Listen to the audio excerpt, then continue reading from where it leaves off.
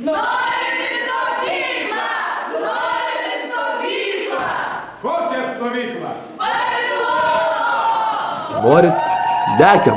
Jaunimo centras Babilonas, turintis jau 15 metų darbo su jaunimu patirtį, kviečia į dienines vasaros stovyklas. Jų metu jūs išmoksite balioną paversti šuniuku ar gėle, visų žongliravimo paslapčių, piešimo ant veido, face painting technikos. Susipažinsite su brazilų kovos menu, šokiu, capoeira bei grafiti technika, kurią galėsite panaudoti kuriant savo nuosavus išskirtinius marškinėlius.